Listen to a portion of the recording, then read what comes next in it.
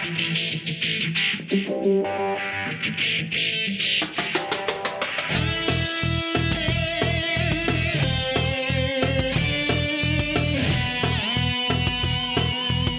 is Software Engineering Radio, the podcast for professional developers, on the web at se-radio.net. SE Radio brings you relevant and detailed discussions of software engineering topics at least once a month. SE Radio is brought to you by IEEE Software Magazine, online at computer.org/software. Andrew Gerrand, welcome to Software Engineering Radio. Hello. Could you start us off with some brief history of Go? Sure. Well, for those of you that don't know, my name's Andrew, and I work on the Go programming language and have done for the last 4 years. Go was actually started at Google, I guess, nearly 6 years ago, maybe even a little earlier, as a sort of side project by Rob Pike, Robert Griesmer, and Ken Thompson. And they kind of hacked on it sort of on the side for a little while, and then it gradually became their full-time thing. And then we added a few more people to the team over the next couple of years, and released it as an open source project in November 2009.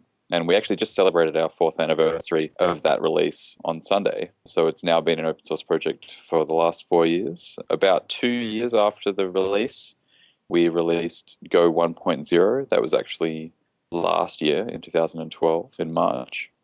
And that was our sort of big stable release. And since then, we've done a couple of major releases. We're actually heading towards the second major release, 1.2, in a couple of weeks' time. But yeah, we've seen a lot of growth, a huge amount of engagement from the open source community. We actually have nearly 400 contributors to the project, the open source project. And we have a very active sort of non-Google development team as well. So there's a bunch of people still working full-time on Go at Google, and also a lot of people outside contributing to the project too. And what were some of the objectives of the language's founders when the project initially got started? Well, I mean, there's a joke that Go was conceived while waiting for a C++ program to compile, which is kind of half true.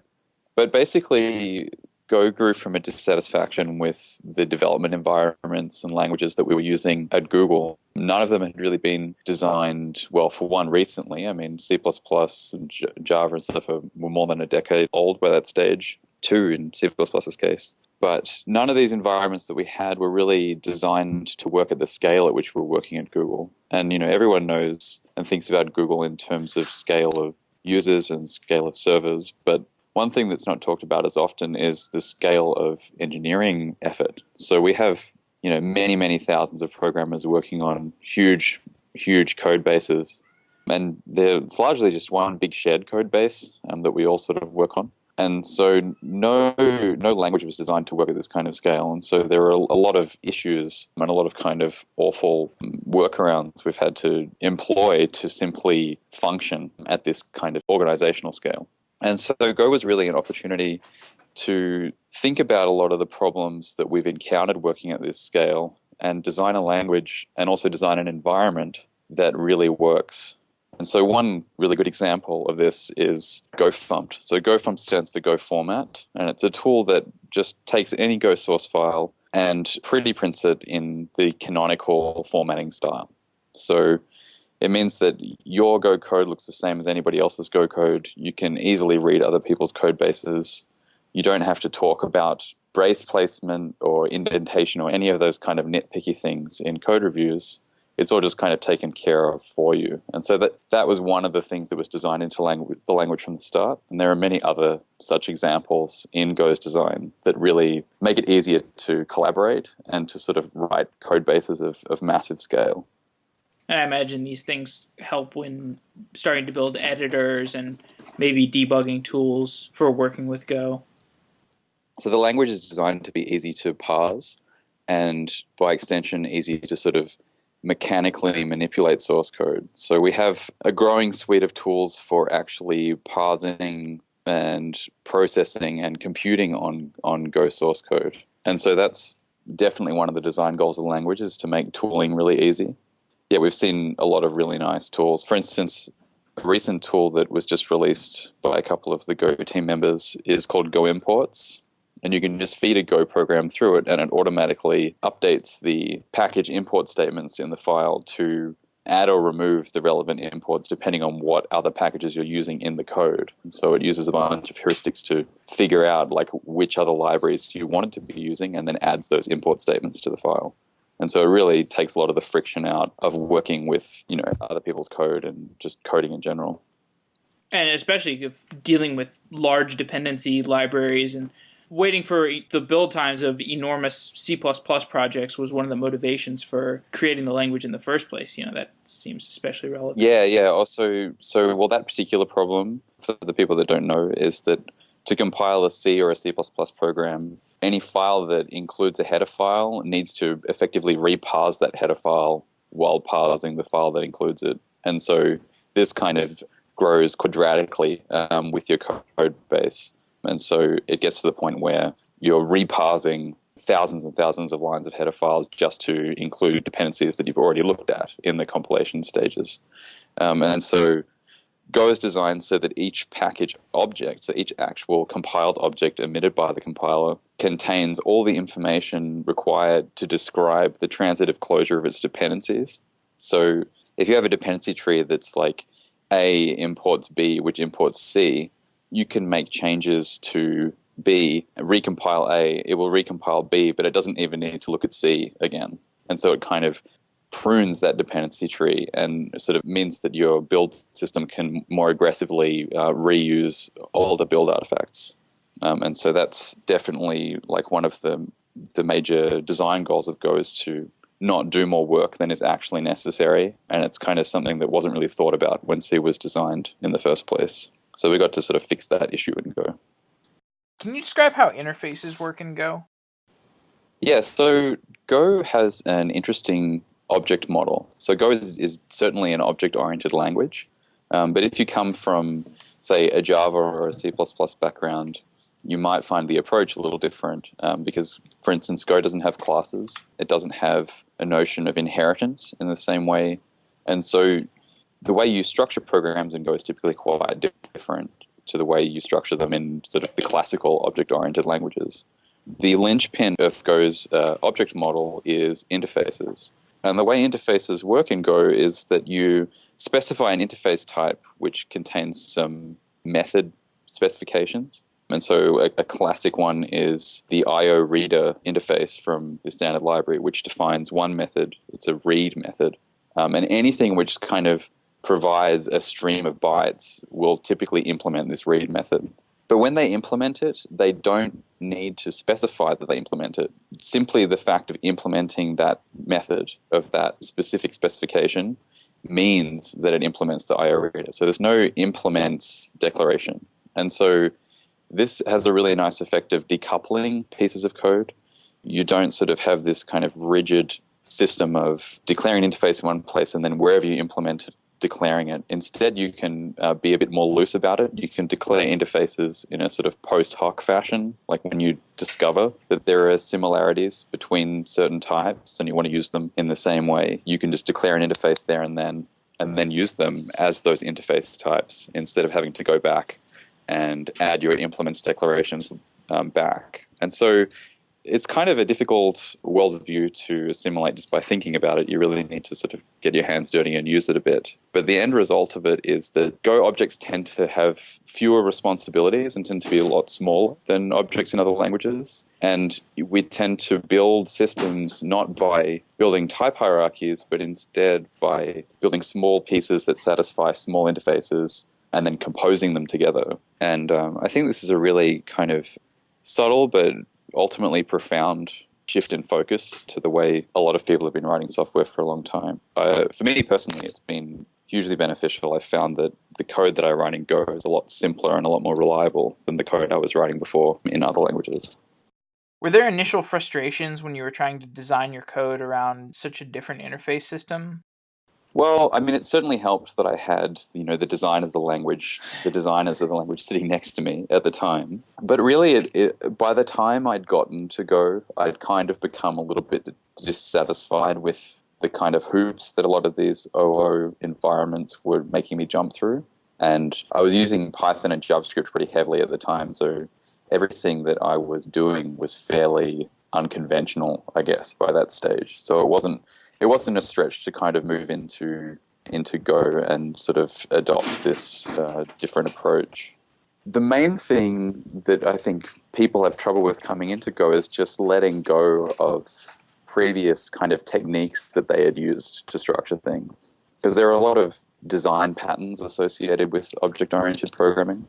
And I think in Go, you're sort of left more to just write the code that works and not worry so much about the structure of it, at least initially. And then what happens typically when writing Go code is the structure kind of emerges over time, and you're able to sort of codify things a bit more, define some interfaces, and it kind of becomes a bit more formal later on instead of starting off with this kind of formal design.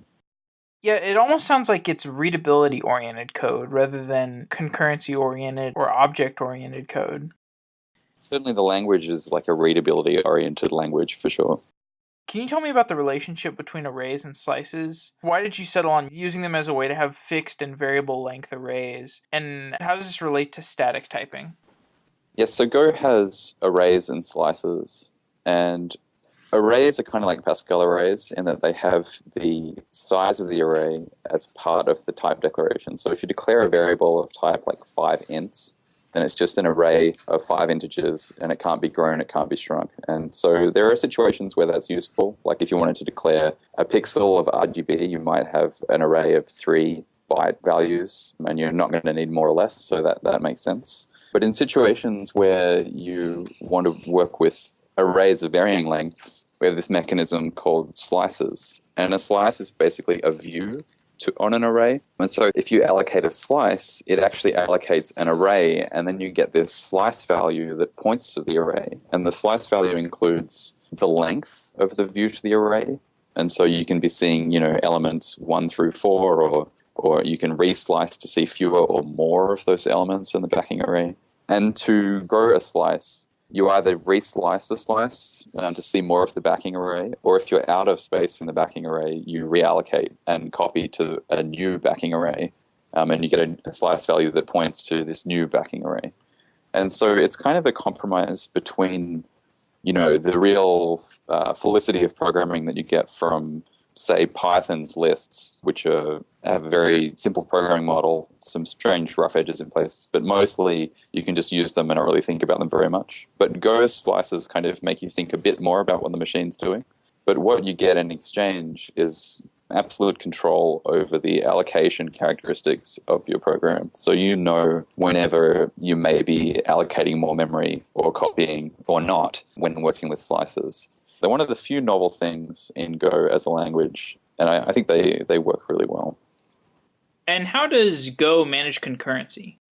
Well, so concurrency is one of the big features of Go as a language. And its concurrency model is based around 2 fundamental elements. One of them is Go routines, which are a lightweight thread, like a green thread, that are managed by the Go runtimes. So typically you'll have tens, hundreds, even thousands of Go routines multiplexed across fewer operating system threads. So the idea is you would have pretty much as many operating system threads as there are CPUs in your machine. And so, OS threads are quite expensive. And so, you want to only have as many as you need for that parallelism. But then the Go code actually runs in these Go routines, which are quite small. I mean, they start off at around 4 or 8K. So you can generally create and destroy Go routines as often as you like without really thinking about it.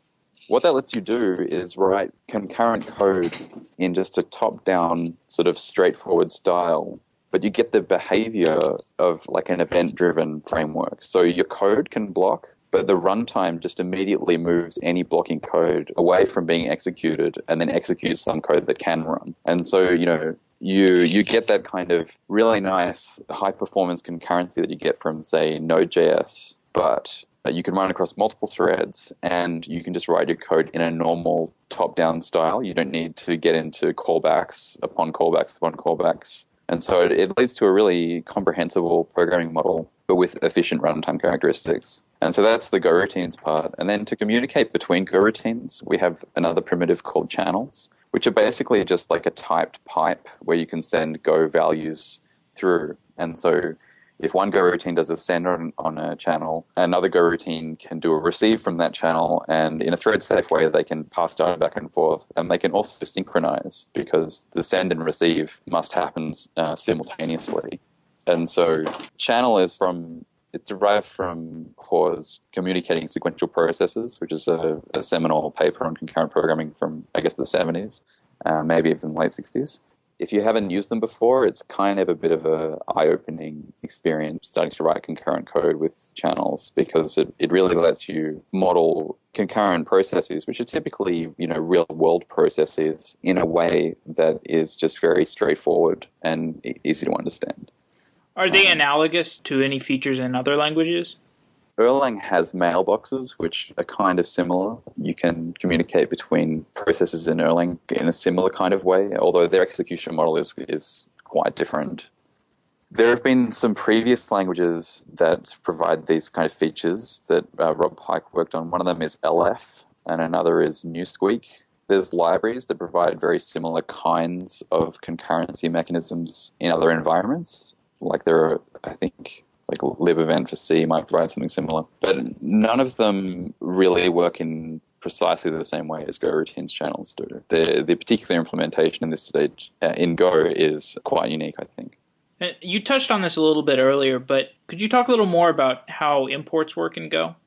Yeah, so basically one of the goals of Go as a tool chain and as an environment is that you shouldn't need to maintain like make files or other kinds of metadata files to define the way to build your programs. And so the Go toolchain kind of uses a convention of all of the files that comprise a Go package. So a Go package is a unit of Go code. It contains types and functions, variables and constants. And so Go has a JSON package, it has an HTTP package, it has a string formatting package. All of these packages each live in their own directory, and the directory is relative to some root of a tree. And when you import that package, you actually import it by the path to that directory relative to the root. So all of the standard library packages have these short import paths, like the string formatting package is just FMT, the HTTP package is net/HTTP. And when you're writing your own packages, you'll typically put them inside what's called a workspace in a directory that somehow uniquely identifies your organization. So me personally, for my own code, I keep things on GitHub. So my import paths typically begin with github.com/my-username/whatever the repository name is.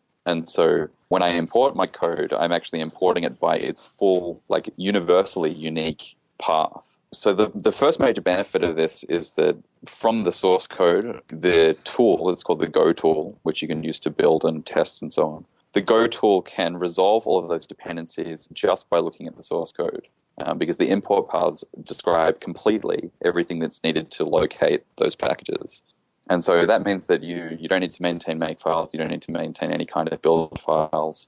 The code says everything it needs to about that. But one of the really nice benefits of this is that you can use the Go tool to fetch remote code from their repositories. So, if someone imports one of my packages using the GitHub import path, I can use the Go tool and say, go get this package, and it will resolve the URL, a URL from the import path, fetch that package from the repository, and then do the same thing recursively, and so resolve all of the dependencies in that way.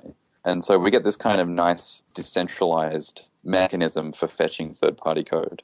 And, it has its limitations, like it doesn't support any kind of versioning. It relies on people keeping the head revision of their repository in a useful state and in a consistent state. So it's not perfect, and there are tools for help managing versions after you fetch the packages. But as far as, identifying code and identifying packages, I think it's a really nice design, and one that people tend to really like once they've gotten used to it. It does actually force you to keep your code in a prescribed place in your file system, and some people don't like being told to put their code in a specific place. They have their habits, and they want to keep things, where they're used to keeping them. But I think once you kind of let go of that and just adopt the same convention as everyone else, things become remarkably straightforward. And what about garbage collection? How does the garbage collection system in Go compare to that of other languages?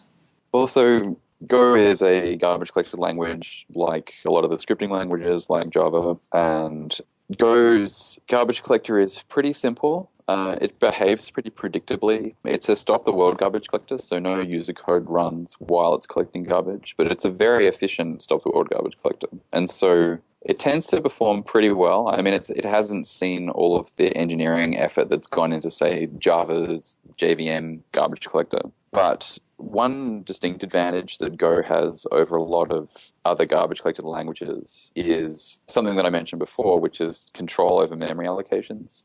As a Go programmer, it's very easy for you to see when garbage is being created. And the language gives you the tools you need to reuse memory where appropriate and to avoid allocations. And so even though Go's garbage collector isn't, as advanced as that of some other environments, you also don't need to put as much pressure on it in Go. You can simply avoid creating a lot of the garbage in the first place. And we have some really nice profiling tools for profiling memory allocations and seeing where the garbage is coming from. And once you know where it comes from, the language gives you the tools that you need to reuse memory where you can and, avoid those allocations to avoid putting the pressure on the GC. So, it's a very different model to, say, in Java where you have an application and you really tune the JVM's GC to get good performance. It's kind of harder in Java to tune the application because there's a lot of allocations that are just impossible to avoid. They're baked into some of Java's core APIs. So is it on the roadmap at all to improve the garbage collector? Or is that sort of more of like an ancillary concern? And it's absolutely on the agenda to improve it. And, it has improved from release to release. We had some dramatic speed ups in 1.1.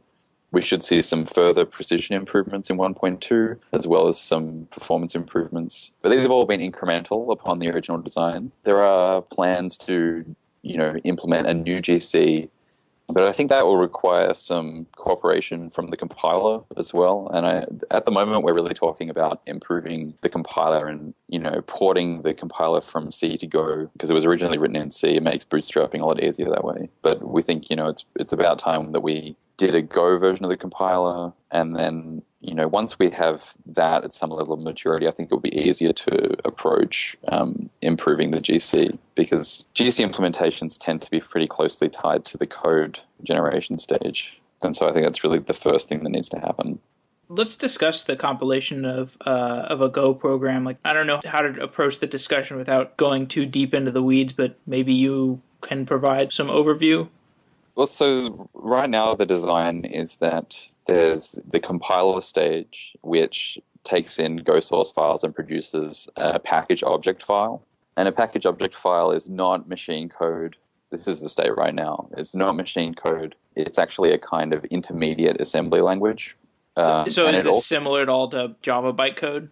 Yeah, except it's not bytecode for a virtual machine. It's like assembly instructions for a real machine, but they're not exactly the same as the instructions that get emitted. They're sort of halfway there, So it's like the compiler almost does some assembly in the compilation stage, but then it leaves the rest for the linker. So the linker takes these object files in, discards any unused code from the packages, and then actually translates that intermediate assembly into machine code. And the translation itself is not tremendously different from what comes in, but it is different. And so this is a kind of unusual design which we inherited from the Plan 9C compiler, which is what the compiler toolchain is currently written in now. And this was a design that Ken Thompson built, I guess, in the late 90s or early 2000s. No, probably in the 90s, yeah. And as we do more work on the compiler, we'll probably move to a different approach, maybe a more traditional approach of actually having the compiler emit machine code rather than this kind of intermediary format. It's not my area of expertise, and so I'm not sure which direction we will go there. But it certainly is unusual the way it works now. It's a very unconventional compiler design, that's for sure. I have some specific questions about the operators of the language. I know these are all in the documentation, but probably worth discussing some quick ones they stick out as soon as you kind of start messing around with the language. So there's the equals operator, which is just the assignment operator, but there's also a colon equals, which is the short variable declaration. Mm-hmm. How do these two differ?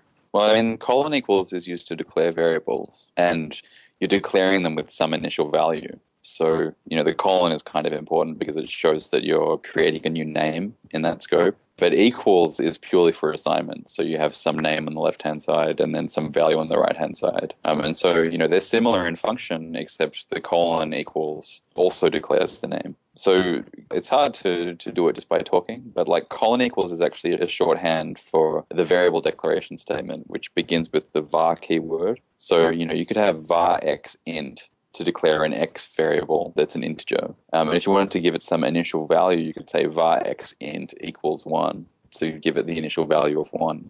But then the shorthand for that statement is just x colon equals 1.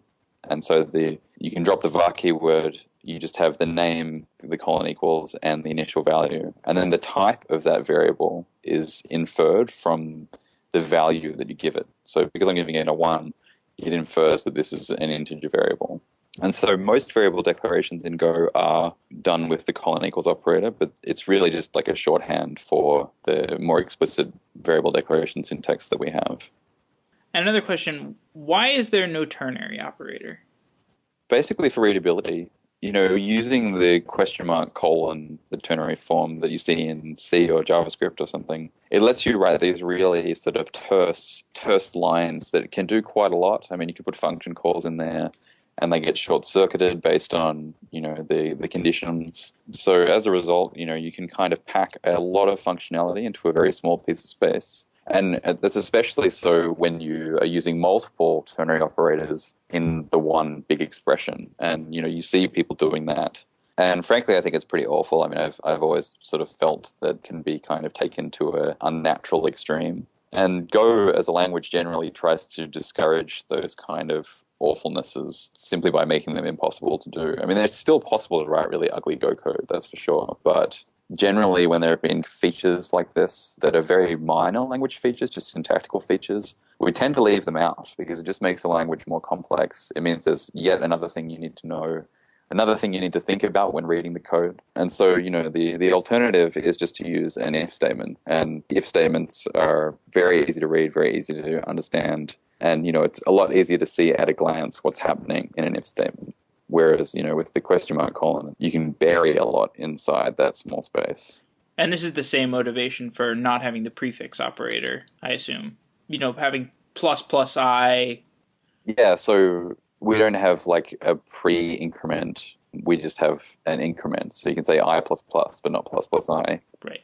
Pre-increment. But the main reason we don't have that is actually because I++ in Go is not an expression. So you can't actually take the value of that statement. It's just a statement that you must have on a line or in a for loop or something, but it's not a value. It doesn't evaluate to anything. And so the notion of the pre-increment or post-increment is irrelevant because if you can't take its value, it doesn't matter whether you're pre-incrementing or post-incrementing. You're just incrementing. And so that decision not to make the increment an expression is actually very much in the name of readability. If you want to increment something and then get the value of it, you need to do exactly that. You need to increment it and then take the value of the variable. And you don't have to think about, did I pre-increment or post-increment or what? Yeah, that's another little syntactic thing that we did in the name of readability. And it makes code a little bit more verbose, but it also makes it a little bit more explicit too. Tell me about the language's development process on a day-to-day basis. The development of the language itself has slowed considerably because after we did Go 1.0, we've made a compatibility promise that we won't break any code. So if you have code that compiles with Go 1.0, it should compile with Go 1.x, period. We anticipate that the Go 1.x line will continue for many years. We know that like Go version 2 is probably on the horizon somewhere, and it's, we mark certain issues on the issue tracker as being Go 2 issues simply by being backward incompatible or sort of outside of the scope of Go 1. But it means that, there's not a lot of really sort of major work we can do on the language without adding a lot of things. A major point of Go's development is that it tried to only include things that were really necessary in the design. And it was designed by consensus, the consensus of the original core team, and then later as more members were added to the team. If anybody has any major reservations, if anybody doesn't buy into the feature suggestion, then we just don't do it. That meant that a lot of features took a really long time to design. I mentioned how long it took to design slices. But at the end of the day, it means that we have a language that is really small. You can learn it really easily. And, it's easy to define and easy to implement. Yeah, so as far as the development of the language, there's not really like a huge amount happening day to day. We have made a couple of language changes in this coming release and in the previous release. But, they're really just tightening up what's already there. Or, maybe we finally figured out how to do a certain thing that we've been thinking about for some time. But, most of the action is really happening on the compilers, on the runtime, and on the libraries and tools, and in particular on the tools. And so, on the project, each contributor has their kind of area of expertise. Some contributors just hack on, like fixing bugs as they come in, just kind of doing small sort of cleanup sort of stuff. Other contributors have, sort of broader areas of responsibility where they're working on improvements to the runtime or building new tools or building new libraries. And so there's a lot of work going on in the stuff that makes the language fun to work with. It's the tools that make it possible for you to really have a good time programming in Go. And that's kind of where our focus is on a day-to-day basis right now. What are some of those tools? Like, are you talking about like an IDE or a debugger or... Well, so a range of different things. I mean, there's some people who are working on static analysis tools. So, looking at some Go source code, you can ask questions like, what is the type of this variable? Where is it used? Look at a function, where is this called? Does it satisfy any interfaces? Those kinds of things. And that will feed into support for editors and support for other development environments. We're not working on an IDE per se, but we're working on a lot of the support stuff that should make that possible. Other areas, so in Go 1.2, which is coming out soon, we include a new form of profiling. So we already had CPU profiling and memory profiling and block profiling. So being able to see where a program is blocking. And we have, a nice tool for visualizing those profiling, those profiles of that data. So you can see a nice sort of tree of where your allocations are or where the CPU time has gone. The new sort of hotness in 1.2 is test coverage profiling. So you can generate a profile of which code paths your tests are exercising. And, we have a tool that lets you view that stuff in a web browser, so you can look at a kind of colorized version of your source code to see, which paths are not being exercised by the test. You can see how heavily they're being exercised as well. And so that's a really nice step towards improving code quality, just giving people the tools to see whether they're actually testing what they think they are. So that's an exciting addition that we'll see this round. I also mentioned the Go imports tool for automatically adding or removing imports. That saves a lot of fussing around just when hacking on code. Because you typically, add and remove imports all the time, and, the program won't compile unless you have the correct imports stated at the top of the file. And so not having to think about that is a huge benefit. How fully featured is the standard library? It's pretty great. A lot of people say that the standard library is probably Go's best feature. It has most stuff in it that I need for a lot of the things that I do. And I write web apps, I write command line tools. If you want to write, say, like an OpenGL application, obviously we don't provide OpenGL in the standard library. But we do provide, everything you need to write a good networked server, basically. Tremendous set of networking, HTTP stuff, encoding and decoding of things like XML and JSON. There's quite a long list of useful stuff in there. It's probably just worth checking out rather than me trying to rattle off a list of names. Yeah, we kind of have what we think is a pretty nice standard library now. It's kind of well-rounded. But now we're sort of focusing development of new packages on external repositories because we sort of have this nice mechanism for importing external libraries and fetching them. So, there's very little friction between using the standard library or using any other library. Are there some projects that actual companies are using Go for in production, like big companies? Of course, Google, but I guess other companies. Sure. I just published a blog post a few days ago where I named a few. One of the really nice examples is Cloudflare, who are a content distribution network, essentially. So, you hire them to basically serve your website, and they will use their global caching system to deliver your content really, really fast where the users are, but then it all sort of goes back to your servers eventually, and you sort of see some fraction of the overall load. And they've built infrastructure in Go, and recently published a blog post talking about how they've enjoyed using that. Other companies that use Go include like SoundCloud. They're a big Go user. I've written about it a lot. A bunch of startups have started using Go. So a couple of recent examples were PopTip and Slice. If you search for like Golang Go users or something like that, you should find there's a wiki page which lists a huge number of these people. And some other people include like Mozilla are using Go. Canonical, the people that make Ubuntu, have written a lot of stuff in Go as well. BBC Worldwide, there's a sort of growing list of people who have adopted Go for serious production work. And that's possibly the most satisfying thing about having worked on this project, is seeing all these people picking up and really enjoying using Go. Do you think they pick it up and they say, hey, well, maybe we'll try out, this one-off project and see if it works with Go, and then they find out it happens to work really well? Or are there certain features of the language that they say, oh, we have this project and we know it has, these certain design requirements. What languages satisfy this? And then they find, oh, it's Go.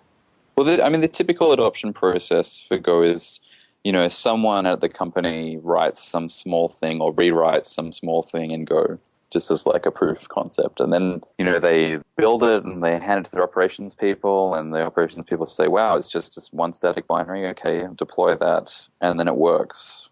And then it's like, wow, that was easy. That's the story that I hear a lot. And then it gets, the next time some larger project comes along, they say, hey, maybe we should be using Go for this.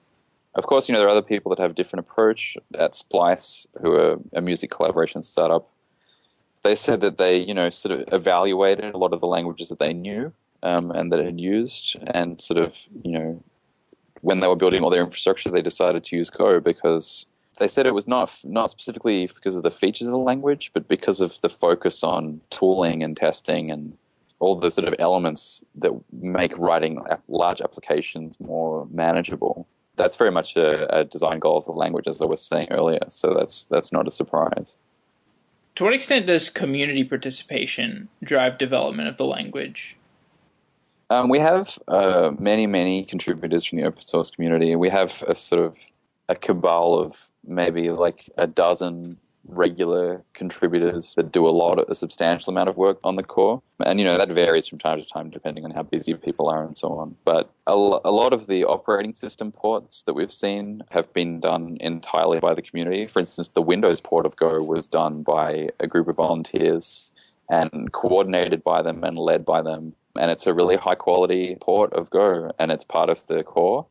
It's part of the distributions that we put out, the official distributions. So yeah, we owe, as a project, we're very much a real open source project. It's very much not just Google throwing blobs of code over the wall. We do all our code review in public. Everyone's code is held to the same level of scrutiny regardless of where it comes from. But, with that said, the project is very much led by a team at Google. We're the people who are paid full-time to sit and work and think about Go. And so naturally we have more time and energy to devote to leading the project. And so, the biggest committers are still mostly Google employees. But, there are some dedicated contributors from outside Google who are really not very far behind there.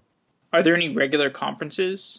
There are Go user groups around the world. There have been 2 small Go conferences in Tokyo over the past year. And there are, these local groups that tend to meet monthly, every couple of months. And I've visited probably more than a dozen of those around the world, and they're really great. I'm really very happy with the friendliness and accessibility of the Go communities around the world. But we're actually heading towards our first official sort of large-scale Go conference, which is GoForCon, and that's happening in Denver in late April 2014. There's a bunch of really interesting people speaking, and also myself. That should be a lot of fun. I think it's a 2-day thing. And yeah, I'm really excited for that because that's the first, large-scale dedicated Go conference that's really been organized. Also, if you're in Europe, we actually have a room at FOSDEM, the big open source conference in Brussels, at the start of February. And so if you're in Europe and are coming along to that, please come in, check out the Go room, and we'll be having a sort of small mini conference inside the conference there. I actually really love that event. Should be fantastic. But yeah, I've also spoken to other people who are considering organizing conferences elsewhere, and I think we're really entering the stage where there will be a series of dedicated Go conferences in various parts of the world over the next couple of years. And are there any books that are currently being written on the language? Yeah, I mean, there are a bunch of Go books. There's a Go wiki page that lists them. Yeah, I mean, there's been plenty of that activity happening even since day one. I think some people started writing books, the day the language was released.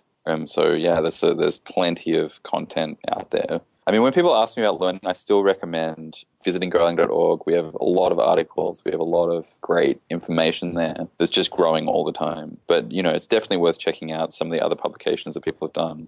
There are also a lot of really great Go blogs, which are also linked from the wiki. Contributors write regular blog posts, and they tend to focus on from in-depth stuff to highly practical, basic level stuff. So I think there's no shortage of learning materials for getting started with Go.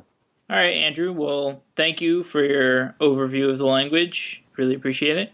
No worries. Thanks again. Thanks for listening to SE Radio, an educational program brought to you by IEEE Software Magazine. For more information about the podcast, including other episodes, visit our website at se-radio.net. To support us, you can advertise SE Radio by clicking the Dig, Reddit, Delicious, or Slashdot buttons on the site, or by talking about us on Facebook, Twitter, or your own blog. If you have feedback specific to an episode, please use the commenting feature on the site so that other listeners can respond to your comments as well. This and all other episodes of SE Radio is licensed under the Creative Commons 2.5 license. Please see the website for details. Thanks again for your support.